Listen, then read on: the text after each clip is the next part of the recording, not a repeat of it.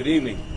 The day began peacefully on the south side as our officers ensured that demonstrators were able to have the opportunity to exercise their First Amendment rights in a safe manner. Our officers did not make any arrests, and there were no reported incidents of violence or arrests during a march that stretched over 5 miles from the south side to our downtown. It was not until later this afternoon, during a separate protest downtown, where multiple agitators hijacked this peaceful protest.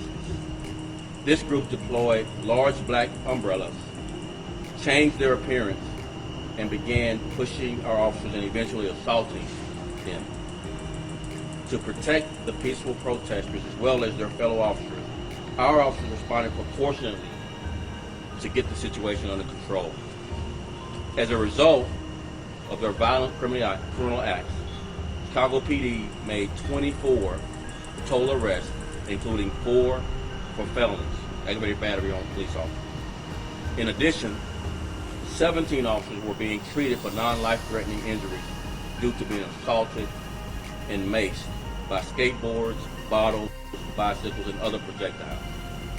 OC spray, or pepper spray, was deployed to deter agitators and protect our officers. 2 protesters were treated at the scene as well. I stood with the men and women of this department as this event moved throughout the downtown area. And I'm so very proud of the professionalism and their patience during a very, very difficult, tenuous event. With that, I'll take these questions.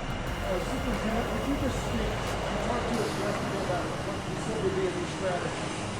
Today was the first test step. And the bridge is up and you're not getting to Michigan Avenue. But would you just speak to moving them south, away from Michigan and Whack, and then they went into the loop? Would you just talk about what that means? Well, first of all, the footprint for Chicago PD included deployments in all the retail areas on the south and west sides and other parts of the city where we have retail corridors. That footprint stayed in place to protect our retail in our neighborhood. And we also had a significant footprint of officers in our downtown area to protect Magnificent Mile, Gold Coast, and other retail areas downtown. While at the same time, we had a dedicated group of officers for the initial march that stayed with the march till it got downtown. And once downtown, we had a deployment of officers able to manage the crowd and, when appropriate, make arrests.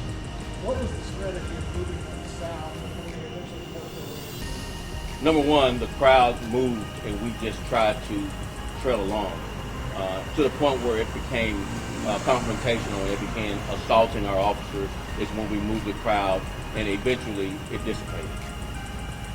You know the question? Yeah, what do you consider when a supervisor asks for permission to use there? What do I consider? Yes. Whether or not there's violence meted out by protesters or toward officers or by other citizens. And then did you have someone filming the whole protest? Yes.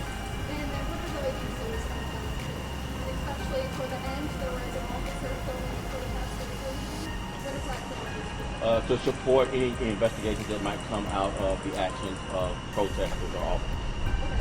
And can you speak more on, I guess, the tactical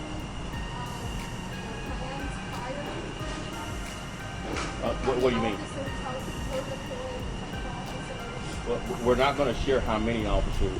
I think that speaks to officer safety. And as far as our tactics are concerned, I think I've shared enough about our tactics. It's large deployments, raising the bridges, a large footprint in retail, large footprint in the neighborhoods, to make sure that we not only focus on making sure people exercise their First Amendment right, but when they turn to agitators and start attacking our officers, that we can take the appropriate actions.